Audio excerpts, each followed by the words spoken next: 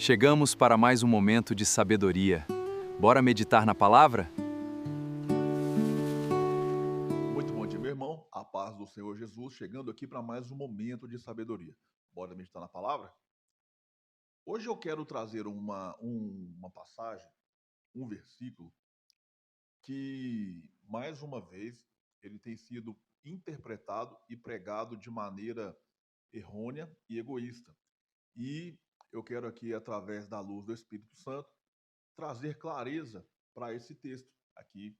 E o texto da vez é o Evangelho de Mateus, capítulo 19 e versículo de número 29. Como eu já disse a vocês em outros momentos de sabedoria, eu tenho uma dificuldade muito grande em ler rápido a Bíblia. Por quê? Porque não tem condição. Não tem condição. Você se depara com uma passagem, você se depara com uma palavra, você se depara com uma coisa ali que aquilo atiça a minha curiosidade e eu quero investigar. Eu quero entender por quê. Porque, assim, é muito comum você ver pessoas indagarem assim: ah, mas se está escrito assim na Bíblia, por que isso não acontece? E quem pensa dessa forma está completamente coberto de razão. Essa tem que ser a visão e o pensamento de quem estuda a palavra. Vamos ao texto. O texto diz assim: ó, e todo aquele que tiver deixado casas, ou irmão, ou irmãs, ou pai, ou mãe, ou mulher, ou filhos, ou terras, por amor do meu nome, receberá 100 vezes tanto e herdará a vida eterna. O que vem à mente de quem lê de forma superficial esse texto?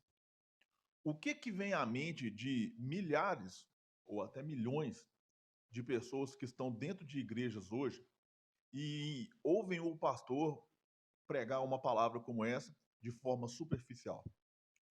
Vem ao nosso entendimento, ao nosso coração, o quê? Que se eu abandonar tudo para seguir Jesus, eu vou receber 100 vezes mais. Eu tenho uma casa, eu vou ter 100 casas. Pensa, pensa. Eu tenho ah, ah, R$ 1.000, R$ 10.000, R$ 100.000 na conta e eu largo tudo ou dou tudo para a igreja, eu vou receber 100 vezes mais.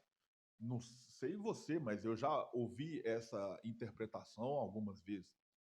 E as pessoas, se lerem esse texto aqui de forma descuidada, podem vir a pensar dessa forma. Mas aí você fica pensando, e não é isso? Você conhece alguém, você que está me assistindo, conhece alguém que abriu mão de um bem material e recebeu 100 vezes mais? Uma casa. Ah, eu tinha uma casa, agora eu tenho 100 casas. Moro em uma, tenho 99 casas de aluguel. Faz sentido isso para você? Se fizesse sentido, Jesus estaria propondo uma barganha. E nós sabemos que o reino de Deus, que o evangelho, as palavras de Jesus, elas não são barganhas, elas são responsabilidade. Então, como interpretar, pastor? O que quer dizer esse texto?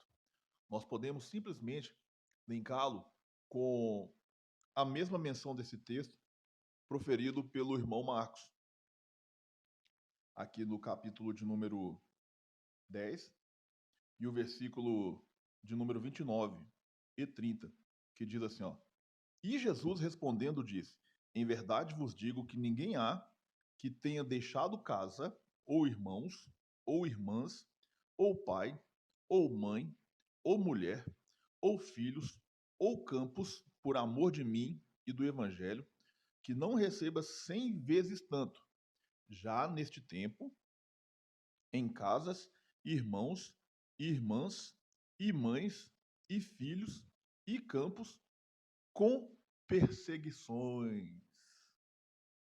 Olha aí. E no século futuro, a vida eterna. Então, você quer receber perseguição? Olha só para você ver, irmãos, o que diz o texto. Ele vai receber neste tempo mães. Como que você tem uma mãe, você vai passar a ter 100 mães, 100 pais? O que Jesus estava querendo dizer aqui? O primeiro século, a igreja, ela se desprendia de tudo que tinha e depositava ao pé dos apóstolos. Por uma boa parte dos cristãos da época, eles entendiam que Jesus voltaria em breve. Então não faz sentido Imagina que Jesus vai voltar daqui a 50 anos. Você entende, né, eu estou falando da igreja primitiva, porque eu não creio que dure mais 50 anos para que ele volte, mas esse é outro assunto. Mas na igreja primitiva, imagina que você pensa assim, ó, Jesus vai voltar em breve. Então, para que eu vou ficar comprando casa? Para que eu vou ficar cuidando da casa que eu já tenho? Para que eu vou ficar acumulando coisas nesse mundo? Então, eu vou vender tudo que eu tenho, vou depositar ao pé dos apóstolos, para quê? Para patrocinar a evangelização, para que quando Jesus voltar, nós estejamos trabalhando, nós estejamos servindo, nós estejamos contribuindo com o reino de Deus.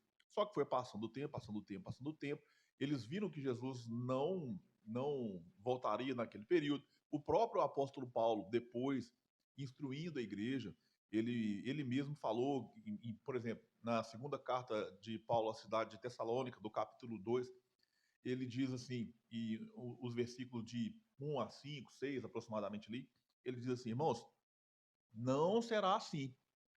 O Senhor Jesus retornará, mas antes precisa vir a apostasia e a ascensão do anticristo, a ascensão daquele que se opõe a tudo que se chama Deus. Então, assim, ele instruindo a igreja que Jesus voltaria sim, mas que antes de Jesus voltar, tinha que acontecer uma infinidade de coisas. Não era ali dentro de 5, 10, 20 anos. Então, de acordo com a compreensão daquele povo, Jesus voltaria em breve. Então, Jesus disse aqui, ó, quando você deixar sua casa, mãe, pai, irmão, você vai receber uma infinidade. 100 aqui não é o número exato. Jesus estava usando uma hipérbole. Hipérbole é um exagero intencional para demonstrar quantidade. Então, se você se converte a Cristo, o que era muito comum na época, e seus pais não concordam, até hoje tem, mas hoje acaba que a nossa cultura é outra por questões de respeito, até as pessoas não gostando, mas aceitam, e está tudo bem. Mas na época, você poderia ser expulso de casa. Enfim, então, se você deixou irmão, se você deixou pai, se você deixou casa, se você deixou campo, campos aqui se pode entender como trabalho, já que o povo trabalhava no campo, lavrando a terra e etc. Se você deixou tudo para ser adicionado, inserido à comunidade da fé, comunidade cristã, não se preocupa com o que você perdeu. Porque você vai entrar num ambiente onde você está cheio de irmãos, você está cheio de pais, você está cheio de mães, que, teoricamente, né, vão cuidar de você, vão te dar o apoio que você precisa. Ah, você não tem campo, mas você chega numa comunidade onde tem 100 pessoas que têm suas casas, e em uma daquelas casas você vai poder ficar, ou ir na 100, de acordo com o que a Bíblia ensina, seguir a hospitalidade. Porque por ela, não sabendo, muitos hospedaram anjos. Então, a hospitalidade ela era pregada e praticada naquela época. Então, o que Jesus está querendo dizer é o quê?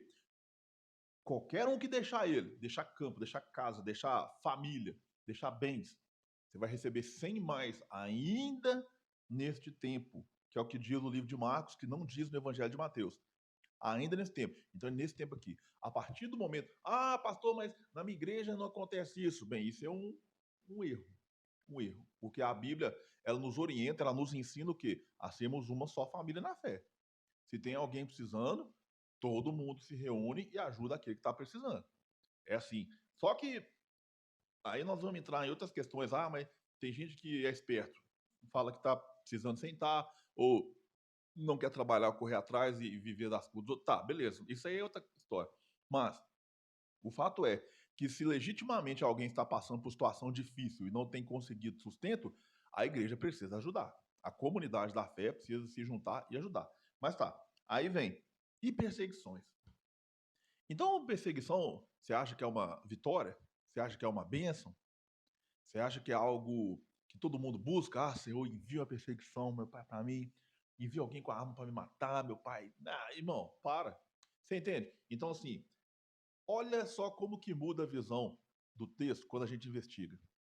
Olha só como que muda a compreensão do texto quando nós passamos a dar uma atenção a ele, ao que ele quer dizer, ao contexto cultural e à visão panorâmica do evangelho. Agora eu te pergunto, o que mais tem sentido para você? Essa vida terrena ou a vida vindoura? Porque o texto termina assim, ó, e no século futuro a vida eterna. Porque parece que abrir mão da minha vida e ser inserido na comunidade da fé e receber perseguição não vale muito a pena, não. Não vale. Mas, quando nós olhamos aqui e acreditamos nessa palavra, que embora eu passe por perseguições, embora eu passe por dificuldades, embora eu seja aqui caluniado, sei lá, enfrente as lutas que qualquer cristão enfrenta, no século futuro eu terei a vida eterna ao lado do Cordeiro de Deus. No século futuro, ó, pra você ver, porém, muitos primeiros serão derradeiros, muitos derradeiros serão primeiros. Irmãos, não importa se você chegou na fé há 50 anos atrás ou ontem. Entregue-se a Jesus. Persevere na fé. Enfrente as tribulações, as perseguições, porque o que te espera é a vida eterna. E na vida eterna, você vai ser galardoado, receberá a sua recompensa. Você, mediante seu trabalho, mediante seu esforço, mediante sua perseverança. Então, ficamos aqui nesse momento de sabedoria. Eu desejo que você olhe para a Bíblia com um olhar investigativo. Porque todas as contradições aparentes que as pessoas apontam, ela tem uma explicação que a Bíblia mesmo entrega. Mas se você só passar por cima lendo assim, só para falar assim, eu li a Bíblia inteira, mas não entende um capítulo, não adianta nada. Então, leia a tua palavra de forma investigativa. Calma, o que quer dizer esse texto aqui? Por que ele diz? Para quem ele disse? Então, assim nós vamos chegar à compreensão ampla e a nossa fé vai ser consolidada. Amém? Esse foi o nosso momento de sabedoria. Um bom dia, a paz do Senhor.